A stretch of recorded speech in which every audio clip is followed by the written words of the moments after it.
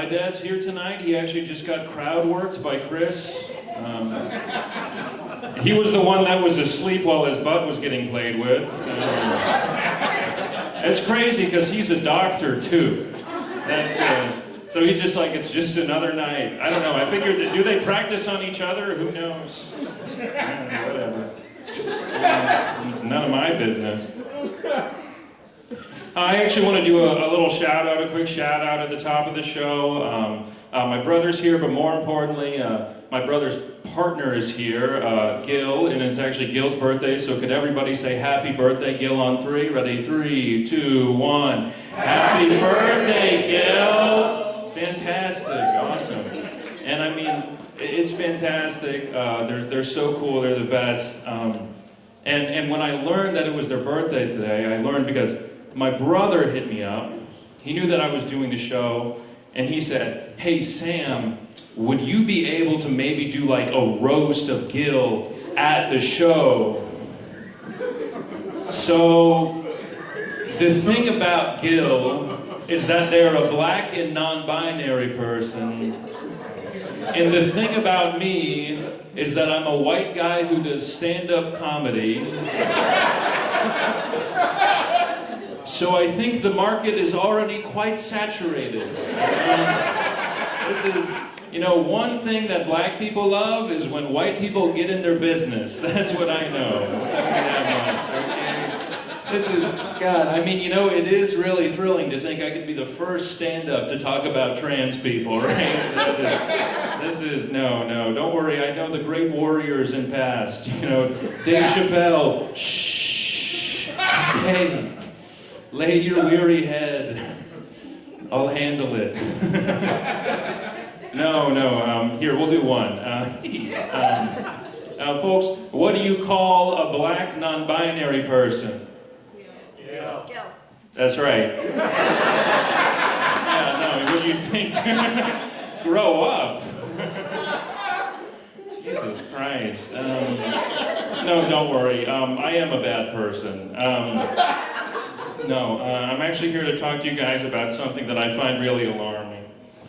Something that I find completely unacceptable. It's pornography. And it's one thing, to see these videos of these people, and I'm not even sure they're in love. But it's another thing when they introduce a genre that I can only describe as sinister, okay? Now what I'm talking about, and some of you may be familiar, some of you may be too familiar, is stuck pornography. Now, for those of you who don't know, don't worry, I'm an educator. Stuck pornography goes a little bit like this, right? There will be a woman going about and bettering her home. Amazing. And then what happens? She goes a little too close to the dryer, the washer, maybe the dishwasher, and boom.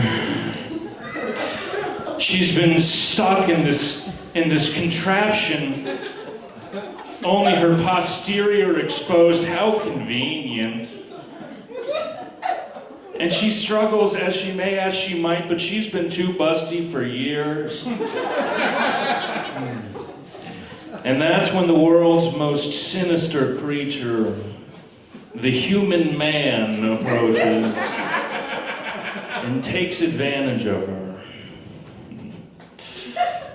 Not on my watch.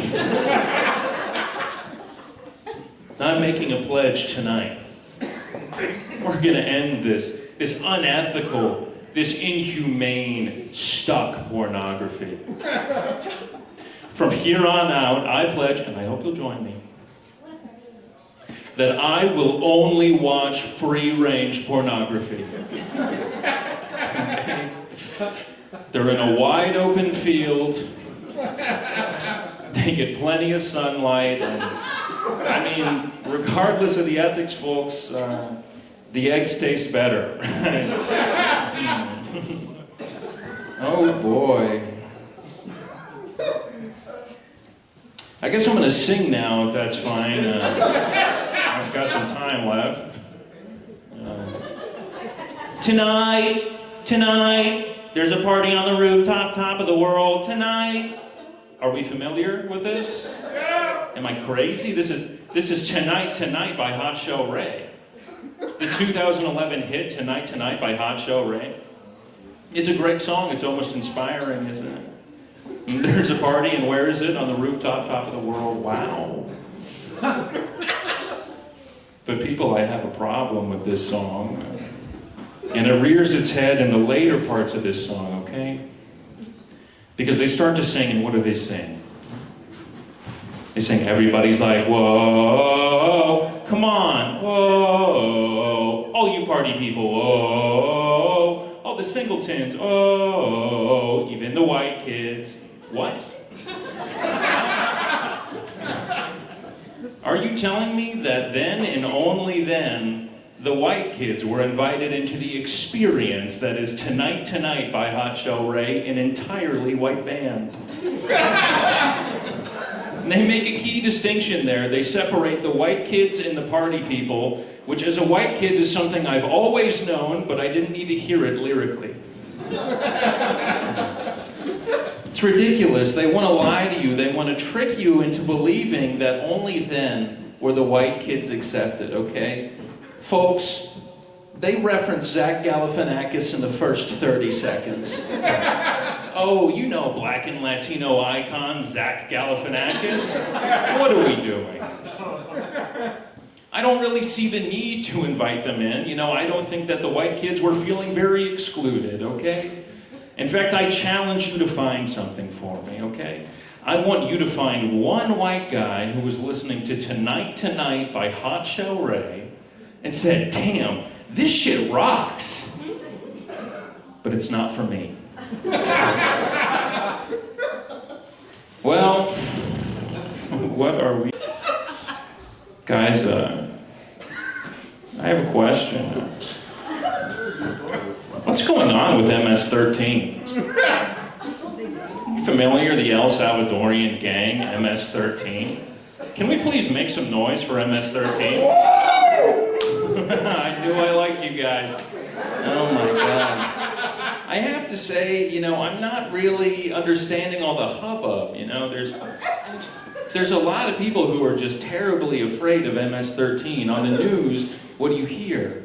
You hear, oh, MS-13, they're gonna break in your homes, MS-13, they're coming across the border, all this fear-mongering. Folks, I don't understand why we're so afraid of MS-13. I don't understand why we're so afraid of a bunch of 7th graders. Especially ones with MS. So I told my aunt that joke. Pretty much the same reaction you guys had. Right there. And she asked me a question. She said, hey Sam, do you ever get worried when you tell one of these jokes that someone's gonna hurt you? And I said, no, come on, Aunt Margaret, it'll be fine. So if you guys find me slung over a bridge somewhere with my throat slashed, egg on my face, I don't know. You know, you guys, whether you like me or not, are getting to know me. And I have a confession to make, okay? And it doesn't come lightly. I'm actually sober. I'm sober. Is it anyone else? Anyone else in the crowd? Make some noise. All right. Yeah. Let's get crazy. Oh God.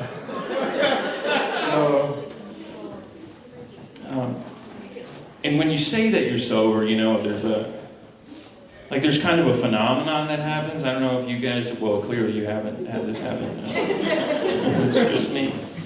Where people want to know why, right? They have questions. They're like, oh, was it something when he was a kid? You know, was it something growing up? And for me, it was, okay? See, back in the day, and this was the case with my birth, they used to have these things, they were called sugar tits. This is, don't interrupt. And what a sugar tit is it's a little piece of cloth, and you take it and you dip it in whiskey, and then you dip it in sugar, and then you put it in a baby's mouth. And the reason you do this is to get them nice and docile, and then you circumcise them. So all I can think is that the first time that I got drunk, they stole a part of my penis. I don't think it's my scene. And you know, that's one thing, I mean, but it gets a little scarier, doesn't it? Because you have to think, God, they were willing to do that to a baby. No, I'm 25 now, okay? So if I get drunk now, they might take everything. You know, and even that, it's not so bad, right? I mean, you think about it, perfectly smooth, free from any care in the world. But there's a darker reality, and it's one that I might even need some emotional support for. Could I please just have a hand? What if they left me just the balls? Get off me. Is that a life worth living? Could I ever be really and truly loved? So I'd like to do a little bit of crowd work with you guys now. The bus driver's not so hot on it, but you guys seem nice. Excuse me, Miss? Sarah. Sarah, what do you do for work? Admin coordinator. Admin coordinator, that's awesome. That's so cool. Just one more thing. Do you think that you could ever love a man with just the balls? Yes? Then somebody give me a drink. Oh boy. Thank you, everybody. I've been Sam Nelson. Let's give your excellent host.